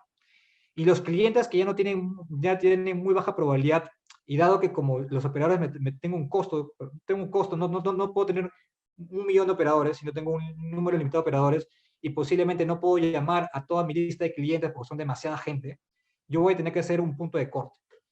Hasta aquí, hasta este número de clientes voy a llamar, el resto ya no voy a llamar porque va a ser simplemente una pérdida de tiempo, un costo innecesario.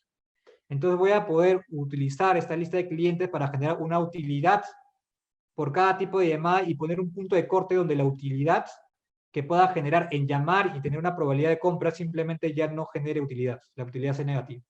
¿Por qué? Porque la probabilidad es tan baja que realmente el retorno que voy a tener, considerando la incertidumbre, va a ser menor a la utilidad que voy a tener por venderle el producto.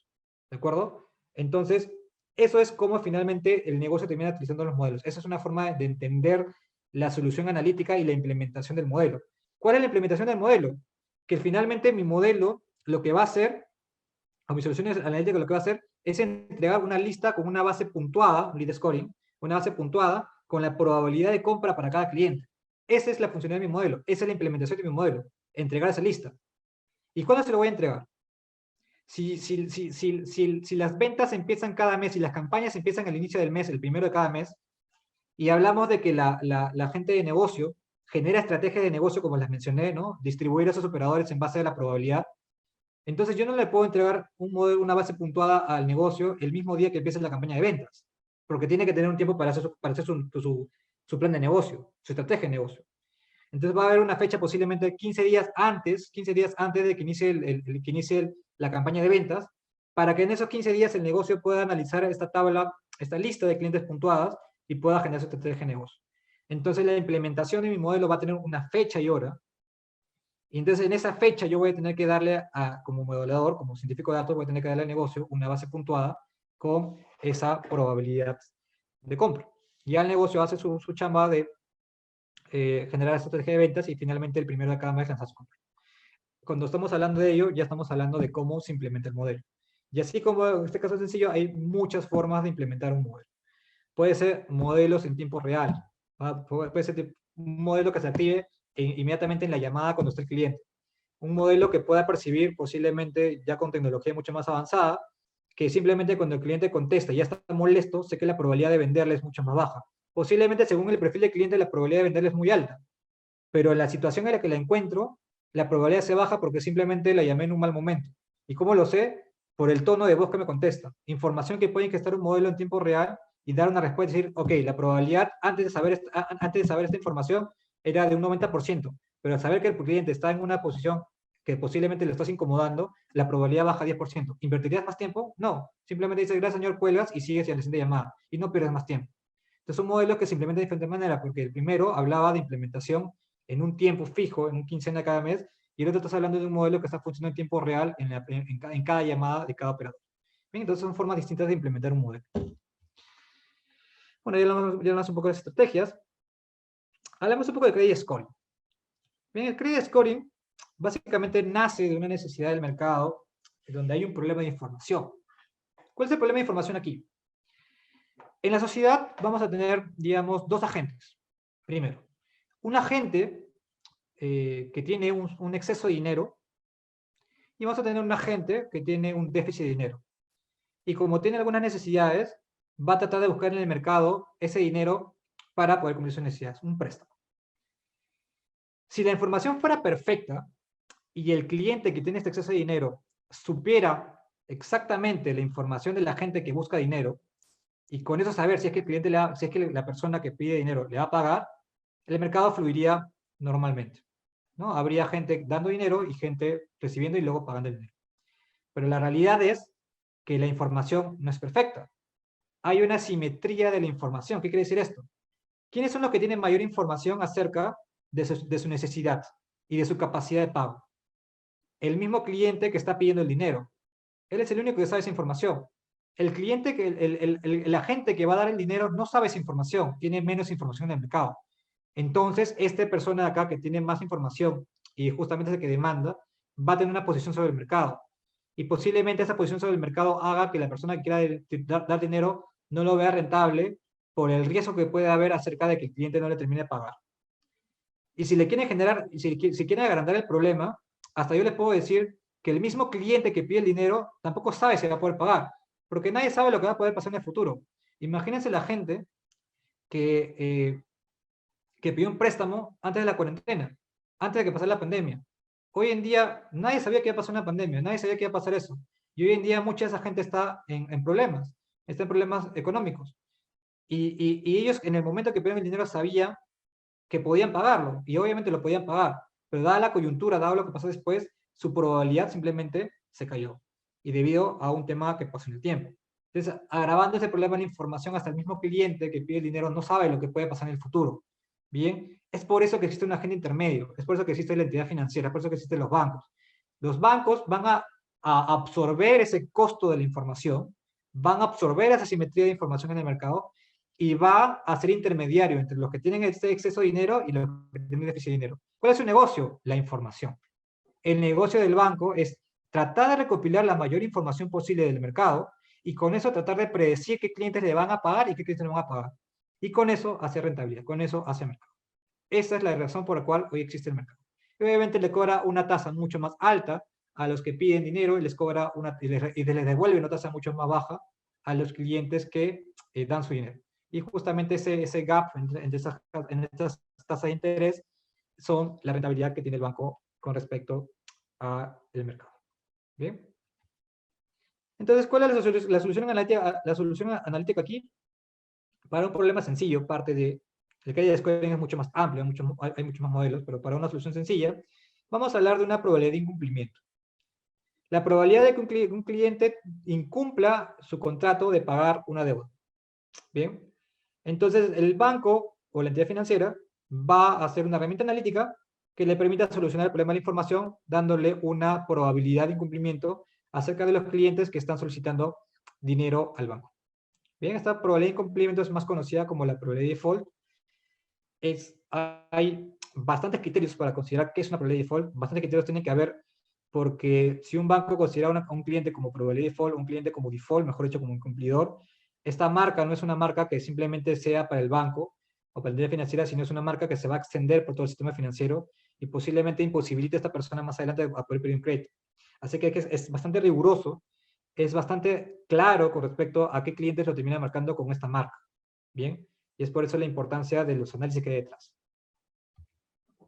Como le mencionaba, entonces el problema es que en la admisión, en el momento que el cliente viene a pedirte el dinero, se presenta como un cliente que te va a pagar. Él dice, yo te puedo pagar, te lo puedo asegurar, ¿no? Todos se presentan así.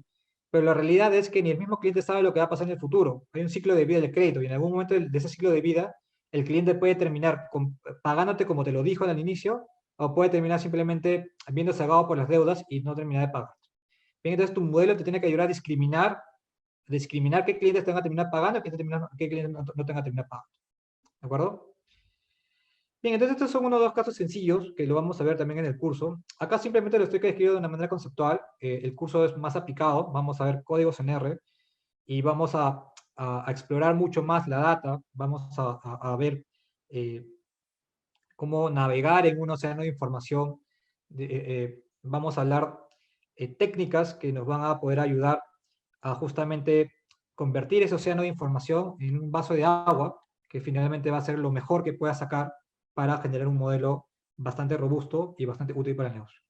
Bien, entonces ya hablando de temas de modelo, temas de la herramienta analítica, el modelo también empieza, como mencionamos arriba, por este problema de negocio. Vamos a entender la data, vamos a preparar la data, ese es el filtro engineering, vamos a transformar la data. La data se transforma porque la data puede estar en bruto, puede ser que no sea lo suficientemente robusta, o puede mejorar su predicción en el modelo, haciendo algún tipo de ajuste pequeño para que pueda tener un mejor desempeño en el modelo. Vamos finalmente a modelar, luego de modelar vamos a hacer una evaluación del modelo, vamos a ver si ajusta bien, por dónde no ajusta bien, si tiene alguna debilidad, le falta alguna variable, le sirve al negocio, y finalmente, cuando se da el check de que el modelo está correcto, finalmente se pasa a la implementación. ¿Bien? Luego, no está aquí, pero luego viene el proceso de seguimiento. Bien, va a venir el proceso de seguimiento, donde se le va a hacer justamente seguimiento al modelo, va a ver si el modelo sigue perfilando bien. ¿Por qué? Porque el modelo no dura para toda la vida. El modelo tiene tiene un ciclo de vida, la gente va a cambiar, el perfil de gente va a cambiar, el perfil de gente incumplidora va a cambiar, el perfil de gente que te compraba antes va a cambiar. Imagínense, fácil, imagínense el iPhone, sale el iPhone 11 y muy probablemente el perfil de gente que va a comprar el iPhone 11 sea los perfiles de gente de menor edad, los que son más susceptibles a esa tecnología. Cuando sale el iPhone 13, la innovación, el iPhone 12 ya no es la novedad. Entonces ese mercado va a cambiar, ¿no? El perfil que antes buscaba la novedad se va a ir por el iPhone 13 y el iPhone 12 va a caer de precio, dado que la demanda cae, y los clientes que antes no accedían al iPhone 12 por el tema de una restricción presupuestaria, van ahora a requerir ese iPhone 12. Posiblemente sean clientes que tengan un mayor rango de edad que no le importa si es la última novedad o no, simplemente le importan los atributos que pueda tener el celular, ¿no? O sea, mayor capacidad, mejor cámara, cosas así. Entonces, es un ejemplo claro de cómo cómo el mercado cambia y por qué se le hace seguimiento a un modelo. En algún momento simplemente el modelo va a dejar de funcionar y tenemos que estar en el momento que el modelo deje de funcionar para saber qué hacemos. ¿Ajustamos el modelo con un ajuste chiquitito o reconstruimos el modelo? Entonces, por eso que existe un proceso de seguimiento. ¿De acuerdo? Bien. Ya para culminar esta exposición, creo que me he extendido un poco más el tiempo. Vamos a hablar también de las etapas del modelo. Bien, entonces ya dentro de ese marco general que vimos al inicio, estamos aterrizando ya a lo más específico, ya a la parte que propiamente dicho modelar. Bien, entonces dense cuenta de todo ese track que hemos hecho para llegar recién a este punto, que es justamente el arte propiamente dicho de modelar. ¿Qué hacemos aquí? Empezamos justamente con la estructuración de la data, ¿no? O sea, si partes de un punto donde no hay data estructurada, primero se estructura la data. Una vez que tiene la data estructurada, ya, recién podemos comenzar a modelar. Bien, elegimos la variable objetivo en base al problema de negocio. Si quiero hacer un modelo de probabilidad de compra, voy a elegir una variable que me diga quién compró, quién no compró. Si voy a hacer un modelo para predecir el ingreso, voy a elegir la variable de ingreso como variable de objetivo. ¿De acuerdo? Luego va a venir una parte de segmentación. ¿Qué es segmentación? Los clientes en tu empresa o los clientes que tienes en tu base de datos, en tu muestra, en tu universo, no necesariamente son iguales, pueden ser muy heterogéneos. Imagínate que tienes una tienda y vendes, no sé, vendes alimentos, vendes también electrodomésticos, vendes también ropa. Entonces tú quieres hacer un modelo de probabilidad de compra y agarras todos los tres productos diferentes y lo metes en un solo modelo. Obviamente el perfil de gente que busca ropa es diferente al perfil de gente que busca electrodoméstico y obviamente es diferente el perfil de gente que busca comida, alimentos, ¿no? Entonces tenemos que ver cómo segmentar al mercado, cómo lo segmentamos, cómo definimos perfiles diferentes en nuestra base de datos para justamente modelar. ¿Por qué? Porque si son perfiles diferentes, cada uno va a tener un patrón distinto. Entonces nuestro modelo busca justamente patrones. ¿Bien? Entonces, en vez de modelar a todo el universo completo, posiblemente sea mejor hacer un modelo particular para cada segmento. Y eso va a dar un mejor ajuste, dado que los patrones heterogéneos pueden hacer que nuestro modelo, que luego vamos a explicar un poco mejor a eso, que va a la media, predice un poco la media, va a terminar siendo muy susceptible a diferentes patrones que son muy diferenciados, y por ende la media, que hace en el medio de dos grupos muy diversos, es predecir más los dos grupos, ¿no? Imagínense dos círculos que estén muy separados y tu modelo va por el medio de esos dos círculos. Mientras más separadas esté, más alejado vas a estar del círculo del círculo de arriba y del círculo de abajo. Entonces, más o menos así funcionan los modelos y por eso también es importante segmentar. Bien. Luego viene el tema de la exploración de la data. Si hablamos de Big Data, no vamos a hablar de unos cuantas variables, vamos a hablar de miles y miles de variables. La pregunta es, ¿cómo trabajamos miles de variables? ¿Cómo transformamos esas miles de variables en las variables importantes para mi modelo? Tenemos que tener una buena herramienta de exploración de datos, ¿no? Vamos a ver en el curso de que esta exploración de datos va a tener tres pilares. El pilar univariado, el análisis bivariado y el análisis multivariado. El univariado simplemente es revisar las tendencias de la variable, si es que tenemos una base temporal, revisar presencia de missing values, revisar outliers que puede tener la variable. Bien, luego el proceso bivariado es tratar de ver qué tan precisa puede ser la variable en el modelo, cómo se relaciona la variable con la variable objetivo. ¿No? Si estamos hablando posiblemente de un modelo de clasificación, vamos a hablar qué tanto Gini tiene la variable con respecto a la variable objetivo. O si estamos hablando de un modelo de regresión como el de ingresos, vamos a ver qué tan correlacionada está la variable que quiero usar como predictora con respecto a la variable objetivo, ¿no? Qué tanta correlación hay. Ese es el análisis bivariado. Y el multivariado finalmente es la técnica más fuerte en el tema de selección de variables. Aquí vamos a hablar un poco del análisis factorial, pero no utilizado para un tema de segmentación o para un tema de ver comportamientos en una base de datos, sino lo vamos a usar como un eje para poder clasificar a las variables en grupos, y dentro de esta clasificación de variables, dentro de esos grupos de variables, dentro de esos factores de variables, vamos a hacer competir a las variables, vamos a hacer pelear a las variables. ¿Y cómo las hacemos pelear? Por su importancia en el modelo, por correlación o por Gini, porque tiene missing value o no tiene missing value, ¿no? Por su correlación con otras variables entre sí. Entonces vamos a hacer pelear a las variables dentro de cada factor, de cada grupo, va a ser como un ring de box, y de esa batalla entre las variables vamos a sacar a las mejores. Entonces imagínense que teníamos 1000 variables, esas 1000 variables las repartimos en factores, donde cada factor donde cada factor tiene a las variables muy similares entre sí, las variables más redundantes entre sí, y en ese factor donde las variables son más redundantes, las vamos a competir y vamos a sacar solo las mejores. Y vamos a sacar las mejores del grupo 1, de factor 1, las mejores del factor 2, las mejores del factor 3, las mejores del factor 5, y de esas mejores variables, finalmente comienzo mi selección de modelo.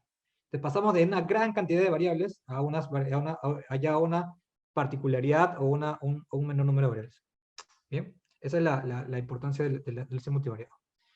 Finalmente, la transformación de los datos, o el feature engineering, una vez que ya tenemos las mejores variables, vamos a pimpearlas, vamos a lijarlas para que tengan un mejor poder predictivo en el modelo.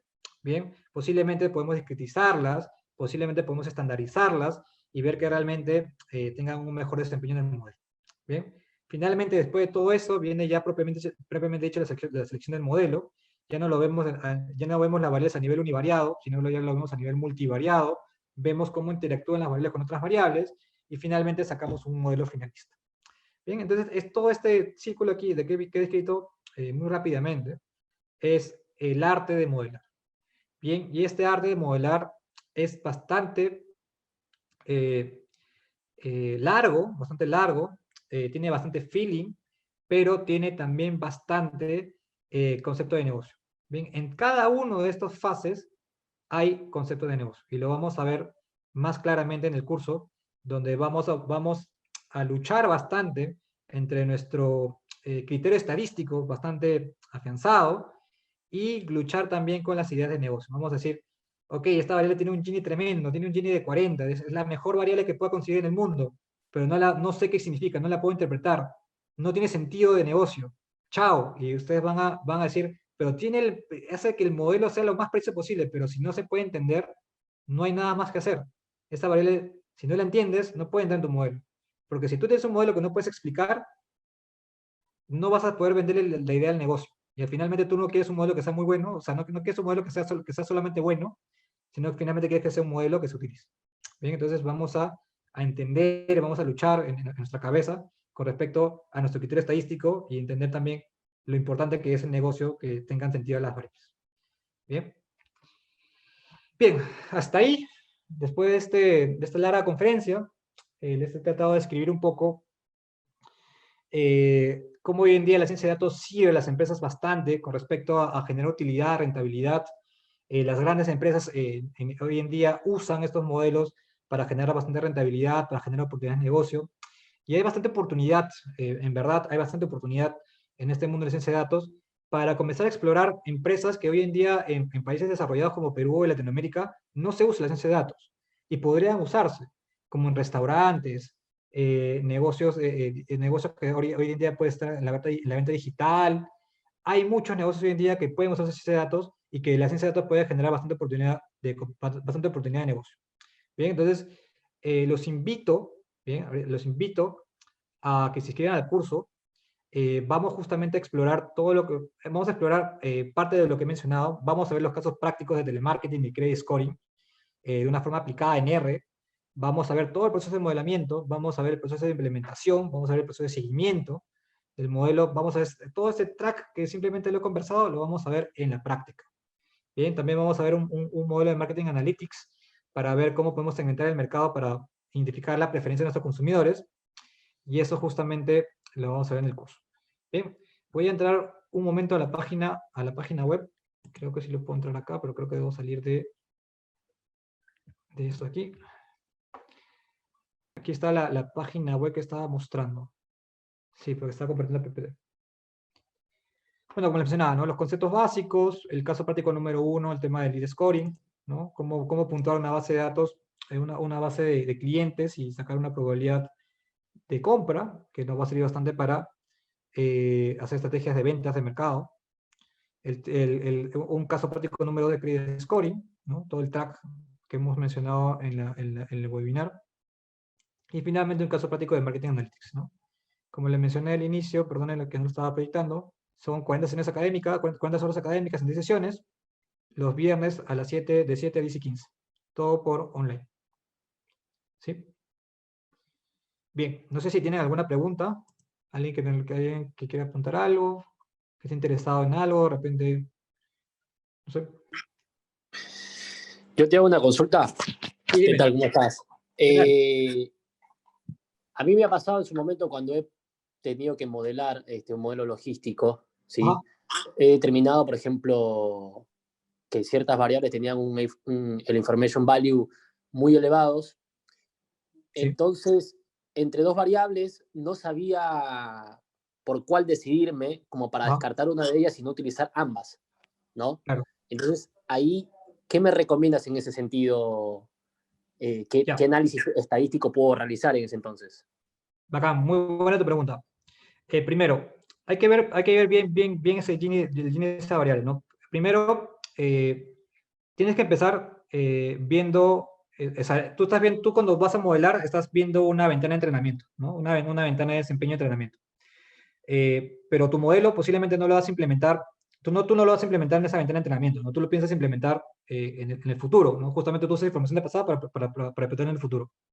Entonces, una de las cosas que puedes ver es de que el Gini puede ser muy alto en esa ventana de entrenamiento, pero cuando simplemente pimpeas el Gini hacia adelante, posiblemente en el perfil de gente que está más cercana a donde tú lo vas a implementar, ese Gini pueda caer. Bien, hay que tener bastante cuidado con las variables que tienen mucho Gini o que tienen mucha importancia en el modelo. ¿Por qué? Porque si tú pones variables que sean muy importantes en el modelo y todo el modelo depende de esa variable, si esa variable cambia de perfil o deja de percibir el perfil del cliente, tu modelo se va a descalibrar rápidamente. ¿Bien? ¿Por qué? Porque todo tu modelo se sostiene sobre esa variable. Entonces, para ver realmente que esa variable es sostenible en el tiempo, vas a tener que ver cómo se va comportando ese Gini mes a mes hasta ventanas que pasen esta ventana de entrenamiento. Ese es uno. Otro tema es, me dijiste que eran dos variables muy importantes, ¿no? También pudiste haber visto, tal vez lo viste, el tema de la correlación, ¿no? Están altamente correlacionadas. Si están altamente correlacionadas, hay que ver si son redundantes. Ojo, la correlación es un tema estadístico, ¿bien? Es un tema de redundancia.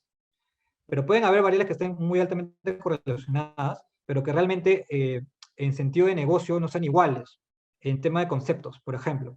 Una persona que tiene altos ingresos también va a tener altos ahorros, posiblemente. Pero muy probablemente también tenga altos ahorros porque tiene altos ingresos. Pero no quiere decir que el ingreso y el ahorro sean lo mismo. El ingreso te da, te mapea la capacidad adquisitiva del cliente, y el ahorro te da una prevención que tiene el cliente sobre el futuro. Bien, puede ser altamente correlacionadas, pero no son lo mismo. Y el modelo puede ser mucho más heterogéneo, mucho más de diferentes perfiles, puede tener más perfiles del cliente si es que metes esas dos variables, ¿de acuerdo? Entonces, hay que ver también si hay bastante correlación, pero esa correlación realmente significa redundancia, ¿no? Por ejemplo, tienes un ingreso que lo ves en los últimos 3 meses contra un ingreso que lo ves en los últimos 6 meses, ¿no? Es el mismo ingreso, solo que uno ve a corto plazo y los otros ven a largo plazo. Entonces, hay que ver eso.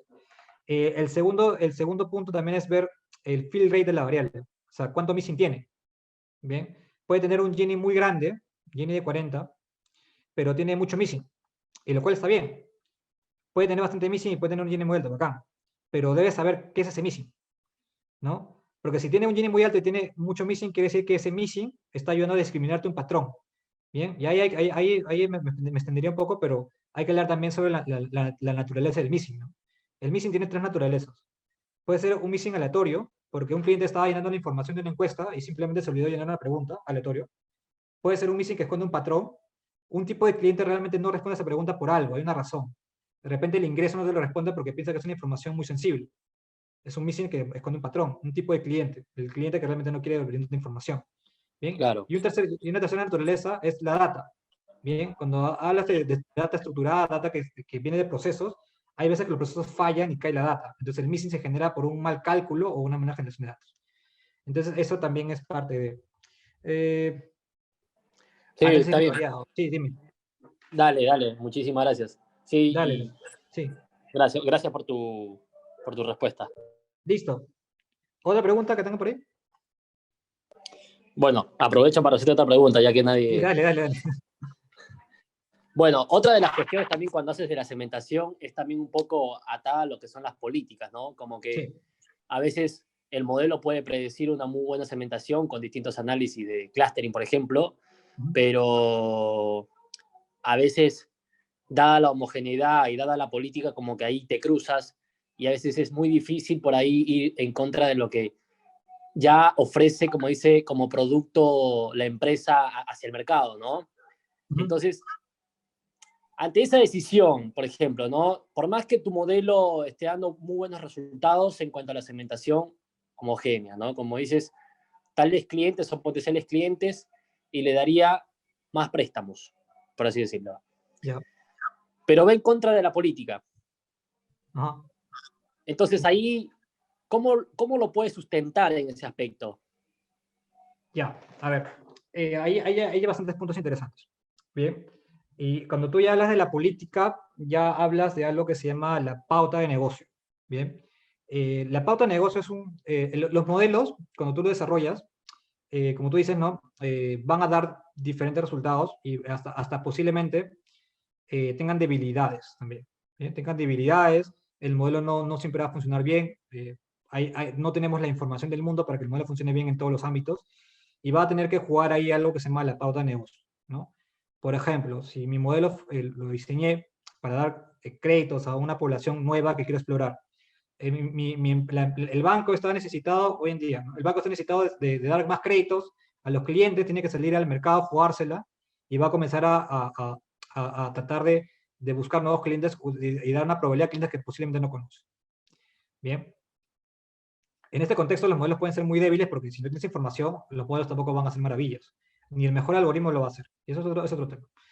Pero ahí va a jugar bastante la pauta. Y la pauta de negocio restringe un poco las habilidades, restringe un poco los puntos del negocio donde el modelo no funciona. ¿Qué quiere decir? Por ejemplo, si mi modelo no predice bien a un tipo de perfil de cliente, por ejemplo, los que tengan una deuda mayor a 1000, caso práctico. La pauta va a decir, ¿sabes qué? Por pauta de negocio, como sé que mi modelo es muy malo para los clientes que tienen una deuda a 1000, yo no le voy a dar ningún crédito a la gente que tenga mayor a 1000. ¿Bien? Entonces, la pauta de negocio funciona igual. Entonces, la pauta de negocio es la gente que el negocio quiere vender. ¿Bien? Entonces, de lo que entendí tu pregunta, tal vez me he desviado un poco, pero la pauta de negocio debe ser algo más restrictivo, ¿no? O sea, la pauta de negocio debe estar por encima del modelo, porque la pauta de negocio corrige el modelo. El modelo, como no siempre va a ser lo mejor en todos los puntos, la pauta de negocio tiene que estar por encima del modelo y corregir los puntos donde el modelo falla. Inclusive, también restringir a los clientes que el negocio no quiera vender. Por ejemplo, la entidad financiera tiene algunas restricciones por gente que no quiere venderle. No sé, gente que haya hecho fraude o gente que está muy mal en el sistema financiero y ya lo sabe, entonces restringe su venta al segmento que quiera vender. Entonces, ese es un poco ya un sentido experto. Bien, entonces, entre el modelo y la pauta, finalmente terminan calibrando el perfil de clientes al cual yo le voy a vender. ¿De acuerdo? Entonces, no sé si por ahí te respondo tu Claro, pregunta. claro, está bien, te agradezco, porque a veces es un poco proponer, ¿viste? Y entonces es muy complicado. Y con respecto a lo que es el coeficiente, a mí me ha pasado, por ejemplo, en su momento auditar un modelo de Ajá. una entidad financiera muy grande, de gran envergadura, donde el modelo lo utilizaban con las variables y hicieron algunos ajustes de proporcionalidad en cuanto a la segmentación según los distintos perfiles de riesgo. Pero ¿qué pasaba? Cuando nosotros auditábamos el modelo tenía 10 años, pero sus indicadores de KS y de Gini, o sea, estaban acorde. Entonces, normalmente lo que se hace, como tú dijiste en la presentación, los modelos como que tienen una caducidad, ¿no? Es cierto. Claro, sí. Pero, sin embargo, en ese caso como que refutaba básicamente eso, porque eran 10 años con la misma metodología y hicieron pequeños ajustes, porque ni siquiera hicieron recalibraciones. Entonces, Ni siquiera que... es muy difícil a veces, solo con los coeficientes de Gini y de KS, ¿no? Decir, o qué otras recomendaciones harías en este caso tú, para mirar no necesariamente el KS y el Gini, ¿no? Porque el modelo muy bueno, está hace 10 años y los indicadores como sustento de la entidad dicen, bueno, mis KS y mis coeficientes están muy buenos, así que por lo tanto sigo con ese modelo. Y en ese sentido, ¿qué es lo que se puede hacer? ¿Qué es lo que se puede proponer en este caso como auditor, ¿no? Claro. Es un caso bastante interesante. 10 años es un tiempo bastante amplio para que pueda vivir un modelo. La única razón que se me puede ocurrir es que el negocio que estás viendo en ese modelo es bastante estable. Eso quiere decir que la población no está migrando mucho. Puede ser engañoso. Una cosa es ver el modelo a nivel global, o sea, decir su Gini o su KS es alto a nivel global, pero otra cosa también es ver cómo están funcionando en cada driver, ¿no? ¿A qué me refiero con cada driver? No solo las variables que están entrando en el modelo, porque posiblemente si está bien el Gini, posiblemente también el modelo desempeñado en cada uno de los segmentos de las variables que están generando también lo esté, pero también ver otros segmentos, otras variables que sean interesantes para la empresa. Por ejemplo, imaginemos que tienes este mismo modelo que ha durado toda la vida, 10 años, en una empresa que está vendiendo un producto. ¿Bien? Y esta empresa tiene una particularidad de siempre estar pimpeado en un tipo de perfil de cliente. Por ejemplo, gente que tenga mayor de 30 años. Entonces, lo que tú vas a querer ver es que el modelo siga perfilando bien a esa gente en ese perfil. ¿Bien? Entonces, a medida que va cambiando el tiempo, dado que los perfiles también van evolucionando, el modelo no va a seguir siempre perfilando bien en cada uno de sus drivers, pero no los drivers de modelamiento, sino los drivers de interés del negocio, que posiblemente no tienen el modelo. ¿Bien? O posiblemente los nuevos clientes, ¿no? Los nuevos clientes, cómo está pimpeando el modelo en los nuevos clientes, está pimpeando bien, y ahí no ves el Gini y el KS, ¿no? Ahí ves, agarras tu predicción y elaboras intervalos de confianza. Y ves si tu ratio, tu valor objetivo, ya sea si es una clasificación, puede ser una probabilidad, en el caso de enlace logístico, puede ser una probabilidad. Si tu ratio de la probabilidad sigue estando dentro de esas bandas, ¿no? Tu modelo sigue siendo ajustado, ¿no? Porque lo primero que va a saltar en un modelo que tiene mucha vida es de que justamente en los segmentos el ratio comience a moverse, ¿no? Y comienza a salir de las bandas. Y para eso puedes generar bandas de confianza, no sé, de 90% y bandas de confianza de 90-10 y de 25-75 y lanzar alertas, ¿no? Cuando pasa una banda, lanzas una alerta, oye, el modelo se está descalibrando en ese segmento, pero aún no es tan llamativo, no es tan urgente. Pero ya cuando pasa esa banda de 10-90, que es la más ancha que tienes, y ya la pasaste, ya dices, el modelo ya está grave aquí. ¿No? Entonces, lo que haces en modelos muy largos, muy extensos posiblemente, es que te comienza a fallar a eso. Si no falla, si todo está bien, es bastante peculiar del universo de gente que está utilizando, ¿no? Claro. O sea, ahí que vería de que ver la población a la cual le estás aplicando el modelo y ver si ahí el modelo sigue estando bien, ¿no? O sea, ver qué tipo de perfil de gente está entrando en ese modelo. O sea, cómo se están comportando las nuevas ventas o los nuevos clientes que están entrando, ¿no? Y ver ahí si la data o el universo que estoy viendo me está engañando, ¿no? De repente mi modelo podría tener un mejor, si estoy hablando de ventas y venderle a más gente, podría atraer más gente con un mejor modelo, y simplemente como mi modelo performa bien, ya no puedo atraer más gente. O sea, ese Gini 40 puede ser alto, pero de repente lo puedo llevar a un Gini 60, si es que le hiciera algo más, ¿no? Eso también podría estar pasando. En verdad es bastante típico ese caso, ¿no? Nunca me ha pasado, pero bastante interesante. Dale, muchísimas gracias. Igual.